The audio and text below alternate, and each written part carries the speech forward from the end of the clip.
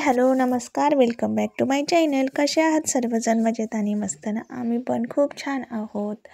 तर स्वागत आहे तुमचं माझ्या यूट्यूब चॅनलमध्ये. चला तर मग व्हिडिओला सुरुवात करू. गेल्या 8 दिवसापासून ना व्हिडिओच अपलोड केला नव्हता, कारण सासऱ्यांना डिस्चार्ज भेटलेला आहे आणि एकदम छान अशी तब्येत झालेली आहे त्यांची, म्हणजे तब्येतीमध्ये सुधारणा झालेली आहे. त्यामुळे आता ते घरीच आहेत आणि 5 दिवसानंतर परत एकदा रूटीन चेकअप करून आलेले आहेत आणि गोळ्या औषधं पण बदलून दिलेत. त्यामुळे आता काही टेन्शनचं काम नाही आहे. आता व्यवस्थित असं होतील, तब्येत वगैरे सुधारेल त्यांची हळूहळू. मस्त अशी त्यांची पण काळजी आम्ही सर्वजण घेत आहोत. तरी तर सकाळी सकाळी मस्त आंघोळ वगैरे केली. आंघोळ केल्यानंतर ना मी माझं आता सकाळचं थोडंफार तुम्हाला रुटीन दाखवत आहे. तर मी कशी तयार होते काय, तर सगळ्यात आधी ना आंघोळ करून निव्याची मी सॉफ्ट क्रीम थोडीशी लावून घेतलेली आहे मॉइश्चरसाठी. आणि थंडीच्या दिवसात ना ती खूप छान असते, त्यामुळं ती लावून घेतली. आणि त्याच्यानंतर आहे ना थोडंसं मी पावडर पण लावलं आहे, कारण एकदम असा तेलकट वगैरे चेहरा आपला दिसला नाही पाहिजे आणि छान असा मस्त असा सुंदर लूक येतो. त्यामुळे म्हणूनच थोडीशी पावडर वरतून लावून घेतली मी आणि छोटीशी टिकलीसुद्धा लावली. आणि पटपट असे केस विंचरून घेत असते मी सकाळी सकाळी थोडेफार. नाहीतर जर नाही विंचरले ना मग ते खूप असे विस्कटले जातात आणि दिवसभर कामाच्या राळ्यामध्ये ना केस पण विंचरायचं होत नाही. म्हणूनच मग मी केस विंचरून घेतले आणि छोटे असे कानातले डेली वेअरचे असतात माझे रोज, तेच मी इथं घातलेले आहेत. कारण संध्याकाळी ना झोपताना टोचतात ते कानातले, म्हणून मग मी काढून ठेवत असते बांगड्या वगैरे. आणि सकाळी परत एकदा आंघोळ करून नंतर मग मी घालते परत सर्व काही. आणि साडीवर बांगड्या, टिकली आणि कानातले हे सगळं काही घातलं ना तरच छान दिसतं. नाही तर ड्रेसवर आपण बांगड्या घातल्या नाही घातल्या तरी एक वेळ चालून जातं. आणि मस्त असा सिंदूर इथं लावून घेतलेला आहे केस वगैरे बांधून. आणि हे बघा, हे माझे असते रोजचं. सकाळी सकाळी मी अशीच रोज तयार होत असते गडबडीमध्ये. सिंपल आणि साधं असं रोजचंच, म्हणजे कधी साडी घालते, कधी ड्रेस पण घालत असते मी. पण आता पाहुणे जरा ये जा करत असतात सासऱ्यांची तब्येत विचारपूस करण्यासाठी, म्हणूनच मग साडी वेअर करत असते मी. आणि आता त्यानंतर ना लगेचच मी आता किचनमध्ये आलेली आहे. इथं अण्णांसाठी ना तर शिरा बनवायचा होता. म्हटलं एकदम असा तुपातला शिरा छान असा पातळ बनवून द्यावं, कारण जास्त खातपीत नव्हते ते सुरुवातीला. मग त्यामुळेच आता इथं गॅसच्या शेगडीवर मस्त अशी कढई ठेवली, त्यामध्ये तूप टाकलं 1-2 चमचे आणि नंतर रवा भाजून घेणार आहे थोडासा एक्स्ट्राच. आणि थोडंसं काहीतरी मग त्यांना करून द्यायचं. आणि बाकीचा भाजलेला रवा मी तसाच डब्यात स्टोअर करून ठेवत असते, कारण गडबडीच्या टायमाला तो उपयोगी होतो. पटकन असं करून देता येतं शिरा वगैरे कोणाला पाहिजे असेल तर.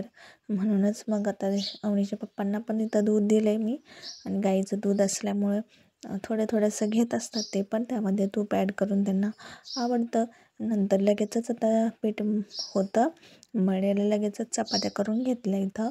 आणि आज आहे ना डुबुक वड्याची पण भाजी बनवायची होती मला. त्यासाठी म्हटलं आधी आता चपात्या लाटून घेते. आणि भाजीचं काही ठरलं नव्हतं, अचानकपणे मग डुबुक वड्याची भाजी आईंनी सांगितली मला करायची. पण त्या अगोदर पटपट अशा चपात्या लाटून घेते. आणि चपात्या लाटेपर्यंत आहे ना कांदा बाहेर चुलीमध्ये म्हणजे नाही का असं काय म्हणतो आपण भाजण्यासाठी ठेवला होता. आणि ते कांदा वगैरे भाजून घेतला, मस्त असं वाटण बनवून घेतलं त्याचं. काळं मसाल्याची भाजी असते डुबुक वड्याची म्हणून. त्यामध्ये ना नंतर हळद आणि 1-2 चमचे नाही का काळा मसाला घरचा आणि लाल तिखट असं मी टाकून दिलेलं आहे. आणि सिंपल अशीच भाजी मी डुबुक वड्याची आता बनवत आहे. तर मस्त असं सगळं तिखट वगैरे टाकून घेऊन छान असं परतून घ्यायचा मसाला पूर्ण. आणि त्यामध्ये 1 ग्लास असं पाणी टाकलं आणि उकळी येऊ द्यायची.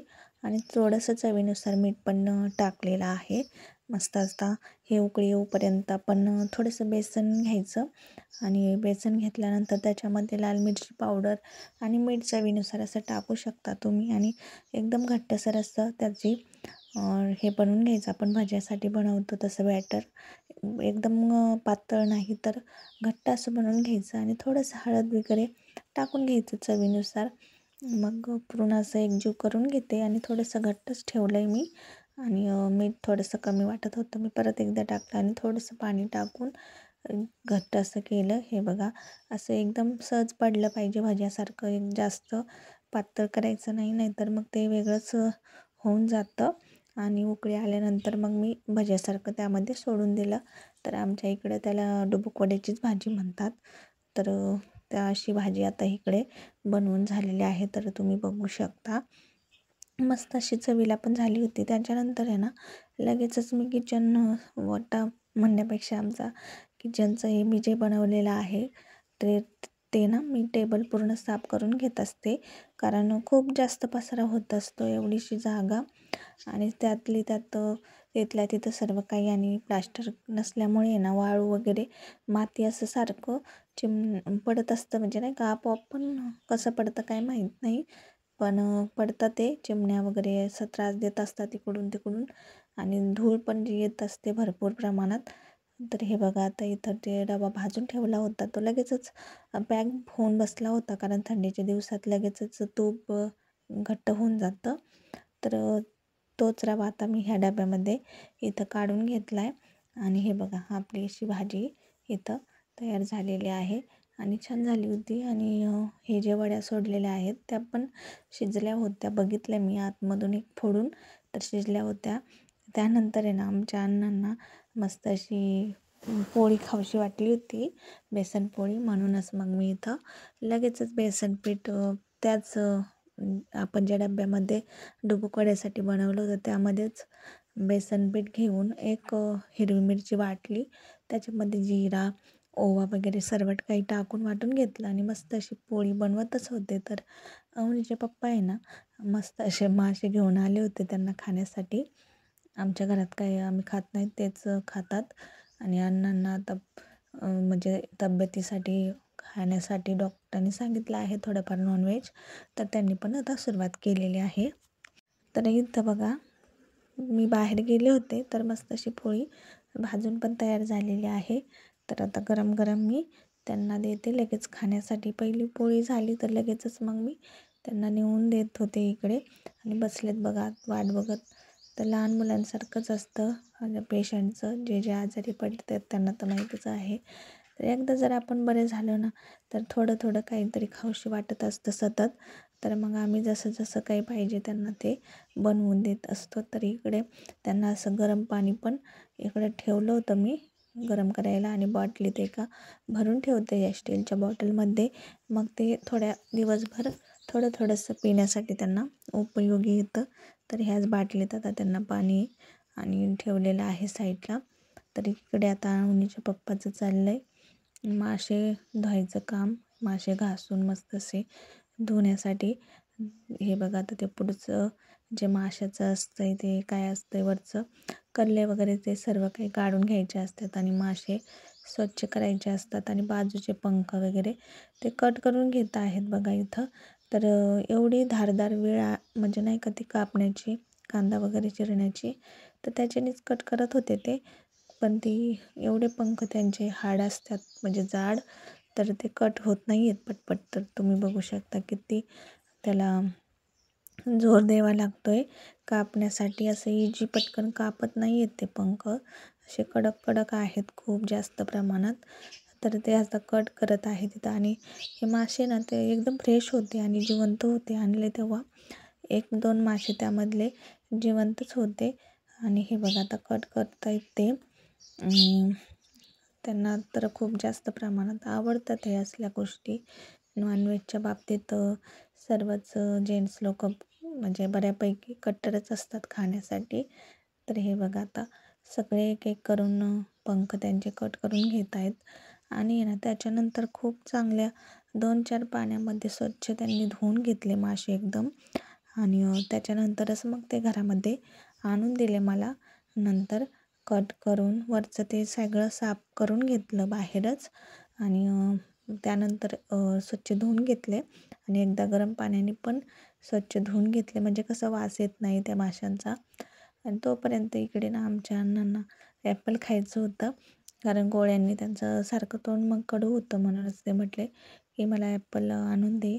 तर मस्त असं कट केला आता ॲपल आणि त्यांना देते पहिलं खायला आणि मग म्हटलं बाकीचं आता काम राहिलं तर बाजूला ठेवायची, पण यांची काळजी आता पहिलं आपण घ्यायला पाहिजे अण्णांची. त्यामुळं आम्ही सगळेजण जशी होईल आमच्या पद्धतीने सगळेच जण काळजी घेत असतो खाण्यापिण्याची आणि काय हवं नको ते सर्व बघत असतो आम्ही घरी असल्यामुळे. घरी असल्यावर काळजी घेता येते. हॉस्पिटलमध्ये असल्यानंतर सगळे डॉक्टरच्याच नाही का हे म्हणजे ऐकावं लागतं सगळं काही त्यांचंच. तर हे बघा आता इथं मासे स्वच्छ असे धुवून आणलेत त्यांनी आणि कट पण करून घेतले आणि त्यानंतर आता वाटण बनवले मी इथं. कांदा, खोबरं, लसूण हे सर्व काही भाजून घेतलं आणि मस्त असं आता हे बघा वाटून पेस्ट रेडी केली आहे इकडे. आणि ना आता जे थोडेसे मासे मला बाजूला काढून ठेवायचे होते, काहींचा फ्राय बनवायचा होता म्हणजे तसंच मीठ चटणी वगैरे टाकून फ्राय करायचा होता आणि इकडे थोडासा रस्सा बनवायचा होता, रश्श्याची भाजी. तर हे बघा आता वाटण मिक्स केलं आहे सगळं एकजीव त्याच्यामध्ये चटण्या, लाल तिखट वगैरे मसाले सर्व ॲड केले, मीठसुद्धा टाकलं आहे आणि त्यामध्ये आता हे मासे मी टाकून देणार आहे जेवढे पाहिजे तेवढे. आणि बाकीचे जे आहेत काही ते मी ठेवलेले आहेत साईडला, कारण त्याचा आता फ्राय बनवायचा आहे म्हणून. तर इकडे बघा आता मस्त असं मसाल्यामध्ये आधी परतून घेतले चांगले आणि त्यानंतर आहे ना त्याच्यामध्ये पाणी टाकलं. आपल्याला जेवढा रस्सा ठेवायचा आहे त्या क्वांटिटीनुसार आपण पाणी टाकून घ्यायचं. आणि माशांचं असं आहे की त्याला शिजवत नसतात वाटतं जास्त, मला पण माहीत नव्हतं, पण आता ऐकून आणि सांगून सगळ्यांनी आता मला पण कळलं आहे की मासे कसे बनवतात ते. कारण पहिलीच वेळ आहे आणि पहिल्यांदाच मी ह्या मासे बनवत आहे. तर व्हेज नॉनव्हेजमध्ये मटन, चिकन अंडे वगैरे असं काही मी सर्व गोष्टी बनवल्यात, पण हे काही बनवलं नव्हतं, पहिल्यांदाच बनवते. आणि इथं आता थोडंसं फ्राय करून घ्यायचं आहे. तर तेल टाकलं, त्यामध्ये लाल तिखट, मीठ हे सगळं टाकून दिलं आणि असंच परतून, कारण अण्णांसाठी म्हटलं थोडंसं तिखट मीठ कमीच खायला सांगितलेलं आहे त्यांना, त्यामुळे थोडंसं आपलं वेगळं असं केलेलं आहे. खोबरं पण जेवणात त्यांना चालत नाही जास्त. खोबरं, शेंगदाणे या सगळ्याच गोष्टी स्किप करून आम्ही मग भाज्या बनवत असतो त्यांच्यासाठी. तर ब्लॉकेज होते ना त्यांना, 3 ब्लॉकेज होते 100%.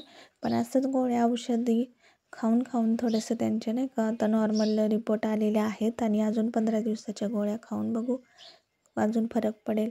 तर हे बघा इथं अशी माशाची म्हणजे नाही का माशाचं कालवण हे इथं रेडी झालेलं आहे. आणि इकडे भाकरी पण मी करून घेतली आणि अवनीच्या पप्पांचं रोटा मारायचं काम चालू होतं शेतामध्ये. तर आले ते जेवण्यासाठी आणि इथं बघू शकता लगेच आता जेवायला पण बसलेले आहेत आणि खूप टाईम झाला होता. हे सगळे भाज्या आणि भाकरी, चपात्या सगळं काही नाही का एकदाच करायचं म्हटलं का 2-3 टाईम स्वयंपाकच केला आज मी दिवसभरात. तर हे बघा आता जशी जशी भाकरी होईल तशी तशी मी गरम गरम दिली त्यांना आणि त्यानंतर आहे ना परत आता आपला हे वट्टा साफ करून घेतलेला आहे. किचन साफ करून घेतलं की जरा बरं वाटतं, फ्रेश वाटतं. आणि भाकरी केलं का सगळ्यात जास्त खराब होत असतं, चपात्याला एवढं खराब होत नाही आहे, पण भाकरी केलं ना पूर्ण म्हणजे पीठ इकडे तिकडे उडतं, पाणी पण आणि खूप जास्त खराब होत असतं. म्हणून सारखं हे साफ जर केलं ना ज्या ते वेळेला पण मग काही होत नाही एवढं. आणि संध्याकाळचा टाईम आहे तर आमच्या घरी पाहुणे आले होते, म्हणजे सारखं येणं चालूच आहे कोणी ना कोणी. तर त्यांच्यासाठी चहा ठेवलेला आहे इथं आणि मस्त असं त्यांना चहा वगैरे दिला आणि त्यानंतर आम्ही पण चहा घेतला. आणि एवढंच आजचं हे रुटीन मी आज तुमच्यासोबत शेअर केलेलं आहे. तर कसा वाटला व्हिडिओ नक्की कमेंट करून सांगा. आवडला तर नक्की लाईक शेअर करा. चॅनलवर जर नवीन असाल तर सबस्क्राईब करायला विसरू नका. भेटू अशाच नवीन व्हिडिओसोबत. तोपर्यंत सर्वांना बाय बाय.